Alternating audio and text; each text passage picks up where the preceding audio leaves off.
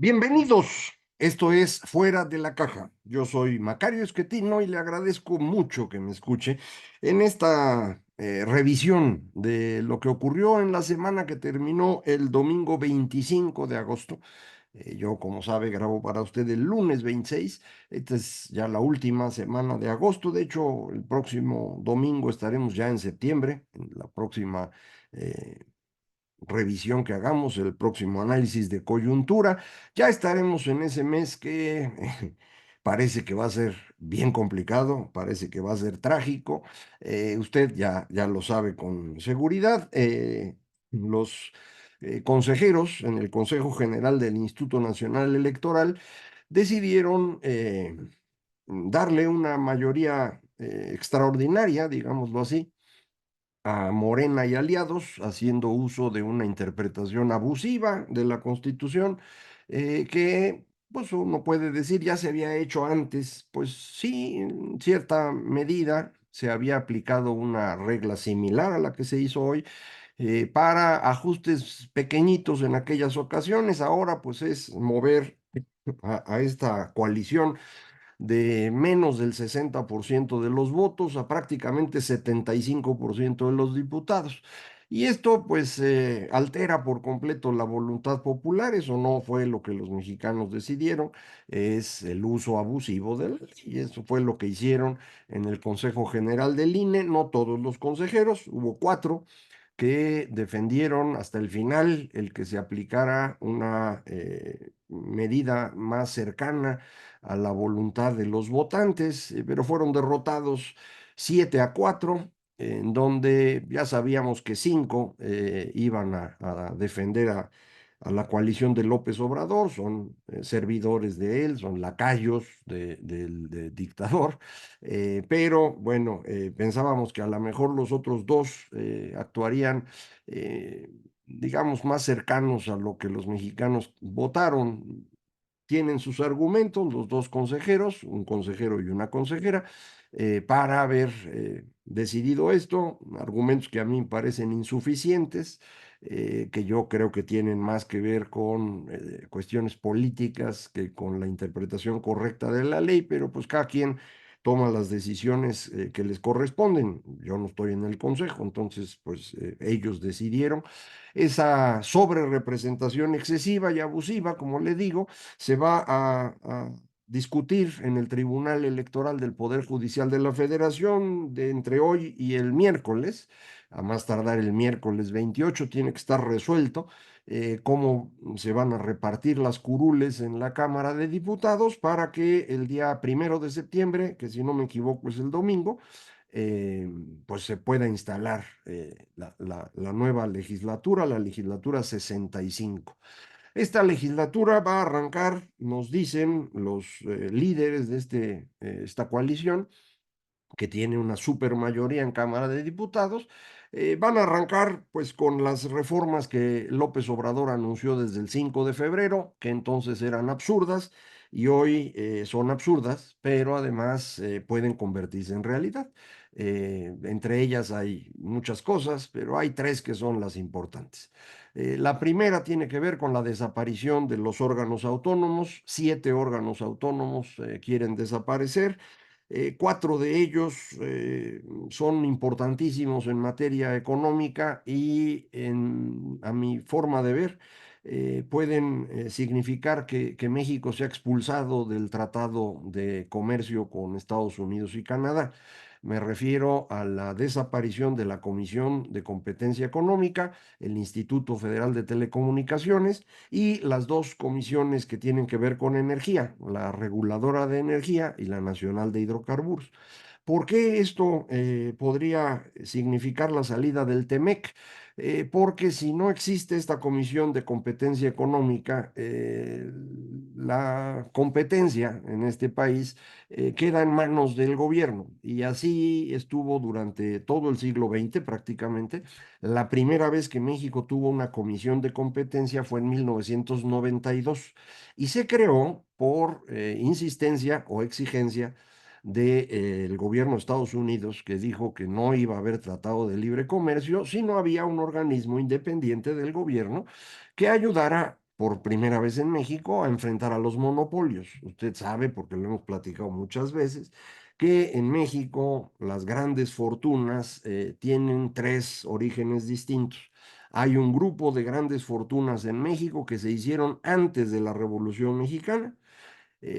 Poquitas todavía quedan, en particular varios de los regiomontanos están en ese grupo. Luego hay un segundo grupo de grandes fortunas que se hicieron al amparo del PRI. Esos son los empresarios compadres a los que me he referido en muchas ocasiones, personas cuya riqueza viene de la cercanía que tenían con los políticos que les ayudaban a hacerse ricos a cambio de que les repartieran.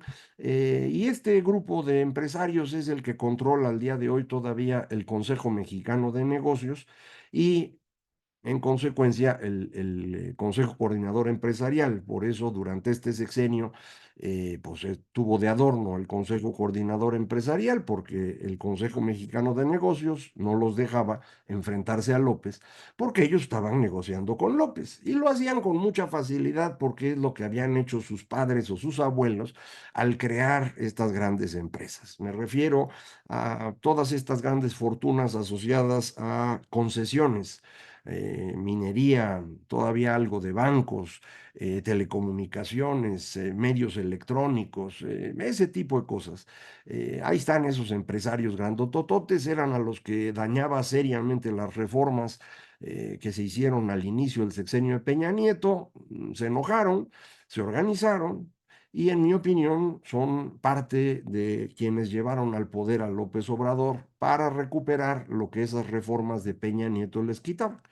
Lo lograron, recuperaron su riqueza, varios de ellos la multiplicaron durante el sexenio de López Obrador y por eso pues, no querían enfrentarse a él. Entonces es el segundo grupo de empresarios. El tercero es aquel que se creó ya con México en el Tratado de Libre Comercio, es decir, son empresarios más globales que sí generan riqueza compitiendo de verdad. Y esto pudo ocurrir gracias a que teníamos nuestra comisión de competencia y estábamos en el Tratado de Libre Comercio. Desaparecer esa comisión creo yo que va a llevar a nuestros socios comerciales a decir que ya no juegan, porque pues nadie los va a ayudar a enfrentar en México a los grandes empresarios compadres que van a tener el apoyo del poder, como lo tuvieron este sexenio, pero pues ya de manera incluso legal. Entonces, pues creo que esto va a complicar. Claramente esto se va a notar más en telecomunicaciones. El Instituto Federal de Telecomunicaciones, creado con esas reformas que le estoy diciendo del inicio de Peña Nieto, fue la primera institución que pudimos tener que realmente empezar a controlar a los poderosos del ramo, sea en telecomunicaciones o en medios electrónicos. Por eso lo quieren desaparecer. Y finalmente las dos de energía, aunque nosotros en la parte de energía en el TEMEC no tenemos mucho, sí hay un cambio, o habría un cambio institucional al desaparecer estas dos comisiones que regresaría todo el control del mercado eléctrico a la comisión y del mercado de hidrocarburos a Pemex. En el primer caso, el eléctrico sí es un problema serio, hay mucha inversión extranjera en el sector eléctrico. Algunos, yo creo que en previsión a esto, dijeron, yo ya me voy. Iberdrola, pues le vendió varias plantas supuestamente a la Comisión Federal de Electricidad, en realidad las compró un fondo de inversión porque Comisión no tiene lana, el gobierno tampoco, y pues, le están dando el servicio. Pero esto es una señal de que desde hace ratito ya había preocupación de que íbamos a acabar en esto. Y esto pues impide la competencia libre en los mercados energéticos y por lo tanto pues lo que vamos a tener como resultado es menos energía y más cara. No hay duda de eso. Ya de por sí estamos en el límite de la energía eléctrica, lo sabe usted por los apagones, habrá más y a lo mejor es más cara la electricidad y pues gracias a que no hay electricidad nadie puede venir a invertir a México. En la semana también se publicaron datos tanto del crecimiento económico del segundo trimestre del año como de la balanza de pagos. Y ahí en balanza de pagos viene la inversión extranjera. Y me puse a revisar los datos, los puse por ahí en Twitter, si los quieren ver, puse la grafiquita. pero la inversión extranjera directa nueva en México durante el último año es la más baja desde los tiempos de Carlos Salinas. Hay que irse hasta 1991 para encontrar un año con menor inversión extranjera directa nueva que el que tuvimos en los últimos 12 meses. Medido como porcentaje del PIB, es decir, en comparación con el tamaño de la economía, la inversión extranjera directa nueva del último año es la más baja en toda la historia documentada. La inversión extranjera en México la podemos ver en una serie comparable desde 1960. Entonces habría que irse antes de 1960 para encontrar un año con menor inversión extranjera directa nueva. Si esto no es una muestra de que las cosas van mal, pues yo ya no sé qué más quieren ver, pero bueno, ahí está. Ese es uno de, bueno, los otros tres organismos autónomos se los comento. Uno es el INAI y con eso destruyen la fuente fundamental con la cual los periodistas han hecho trabajo de investigación en México. Ahí se documentó la estafa maestra, la de Segalmex, la tragedia de la salud, un montón de cosas, de colegas periodistas que trabajan en serio y que a través del INAI consiguieron información que el gobierno no quería dar. Para eso lo están quitando, para no dar información. Desaparecerían también Mejoredu, que es una cosa espantosa que se quedó en lugar del Instituto Nacional de Evaluación Educativa, o sea que ya se deterioró ahí, pero de plano lo van a quitar. Y finalmente quitarían Coneval, el Consejo Nacional de Evaluación de Política Social, que es el organismo que pues revisaba lo que estaba haciendo el gobierno en materia social y decían, pues esto no está bien hecho, aquí habría que corregir esto otro, tienen que hacer un mayor énfasis aquí, ya no se va a hacer. El gobierno hará con el dinero para política social lo que le dé la gana, como ya lo hizo este sexenio. Coneval intentó hacer la evaluación, en muchos casos no había información, en otros no les hacían caso, y ellos también hacían la medición de pobreza, usando datos de INEGI, pero con una metodología propia, pública, disponible para cualquiera para poder analizar los datos a detalle. Eso tampoco va a existir. Entonces, ese es el primer asunto. El segundo es la desaparición del Poder Judicial, como usted sabe. Ahí el argumento es que pues, son malísimos los jueces y todo lo demás, y corrupción, y todo el mismo cuento de siempre. Y lo que quieren es ahora que se elijan los jueces por voto popular. Esto es una verdadera tontería. No tiene sentido. No hay manera que un juez electo popularmente vaya a dictar justicia de manera pareja para todas las partes. Va a favorecer a quien lo llevó al poder, al que lo llevó a ser juez. Entonces, pues, esto no puede ser justicia. Eh, Nos van a echar un montón de cuentos, ¿no? Incluso la presidenta electa salió con que en Estados Unidos se eligen jueces. A ver, mire, se eligen jueces locales, no jueces federales. Y en Estados Unidos, por ser la tradición anglosajona de derecho, quien decide la culpabilidad o inocencia de un acusado no es el juez, es un jurado de ciudadanos. En México sí es el juez. Entonces es totalmente distinto. Pero bueno, son capaces de mentir lo que sea con tal de alcanzar sus objetivos, que es concentrar todo el poder, destruir al poder legislativo a través de la supermayoría, al poder judicial a través de esta cosa, concentrar todo en una sola persona y esa sola persona durante todo septiembre es López Obrador. Dicen que a partir de octubre ya no va a ser él, va a ser la señora Claudia. Vamos a ver si eso es cierto. Yo no tengo idea. Honestamente no lo sé. Yo no conozco personalmente a Claudia Sheinbaum. Toda su trayectoria ha sido hecha al amparo de López Obrador, así que nunca le hemos visto actuar sola. No sabemos si sabe, quiere, ¿no? Y no sabemos si va a poder, porque con esta supermayoría, pues el dueño de todo es López Obrador. Los que están ahí en diputados y en senadores y en las gubernaturas se lo deben a él, no a Claudia.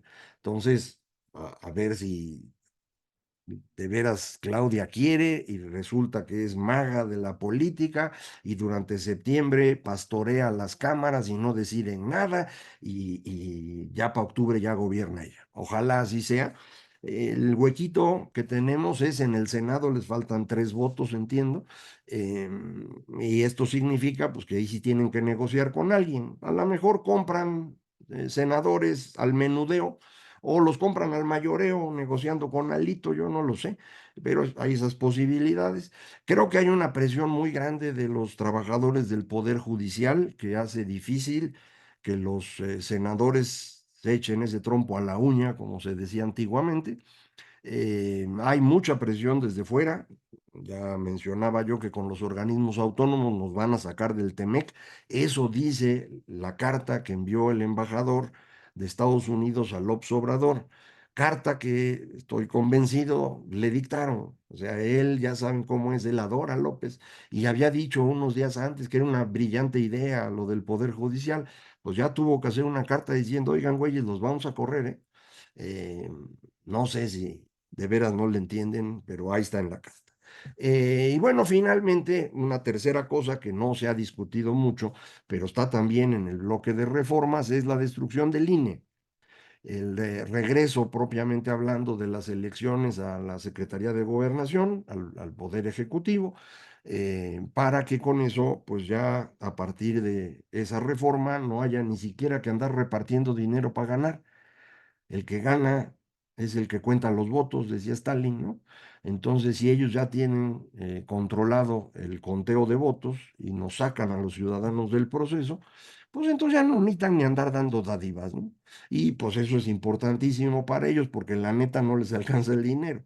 No es algo que vayan a poder hacer a lo mejor de inmediato, pero pues en 2 años, 3 años se acaba el reparto, se lo va tragando la inflación, cosas de esas que le permitirían al gobierno mantenerse en el control. Al respecto, por cierto, hay ah, circulando un video de este señor abogado famosísimo que dice que pues van a cambiar la ley, la constitución, el artículo 28 para quedarse con las reservas del Banco de México. Esto no se puede hacer así, como dice el señor, pero hay un método y el método es muy simple. Sí hay que modificar la Constitución para permitirle al Banco de México que compre deuda del gobierno. Hoy eso está prohibido.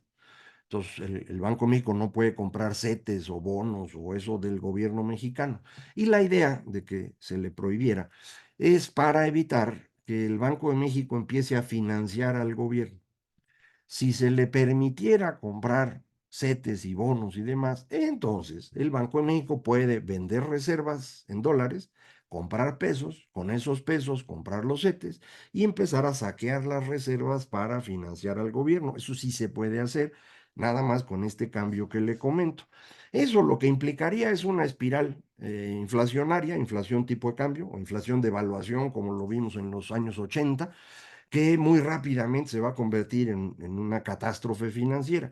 Entonces, pues, no les daría tiempo de saquear las reservas por completo, de inmediato empezaría el problema. No sé si lo van a hacer o no, a lo mejor se les ocurre, pero en cualquier caso, en este momento la presión de los mercados ya está y está debido a las primeras dos cosas que mencioné a la desaparición de órganos autónomos y la reforma al Poder Judicial. Estas dos cosas preocupan mucho y han empezado a retirarse de México, ha empezado a subir el riesgo de México. Los movimientos en el tipo de cambio que usted ve tienen que ver efectivamente con cosas globales, no es solo lo que pasa aquí, pero la trayectoria que traemos desde el 3 de junio hasta la fecha es una trayectoria ascendente que es así, resulta del incremento en el riesgo que México significa. Eh, si esto durante esta semana continúa como lo vimos, pues vamos a entrar ya en un terreno bastante peligroso, en donde muy probablemente estemos viendo el dólar arriba de 20 pesos. Yo había dicho hace tiempo y lo he dicho varias veces, si México pierde el grado de inversión, el dólar se puede ir a 25. Eh, Sigo pensando lo mismo. Lo que ha ocurrido es que no hemos perdido el grado de inversión. Estamos hoy en el punto más cercano de perderlo. Yo no sé por qué no nos lo quitaron antes, cuando era tan claro que íbamos en esta trayectoria. Pero bueno, ahorita sí ya es bien difícil para las calificadoras fingir demencia. Ahora sí es muy evidente que esto se va a descomponer y pues tienen que avisarle a sus clientes con tiempo. Y la forma de avisar es decir, miren, le bajamos un escaloncito a México, ya quedó fuera de grado de inversión y entonces todo el mundo empieza a mover su lana y ahí sería el ajuste. Si eso no pasa, de cualquier manera el nivel de riesgo ha subido de forma tal que es difícil que veamos al dólar debajo de 19 pesos por un buen rato. Entonces, pues ya ahí le queda más o menos claro cómo va. Última semana de agosto, última semana más o menos tranquila y en septiembre, hombre, a divertirse muchísimo. Aquí lo vamos a estar narrando en Fuera de la Caja.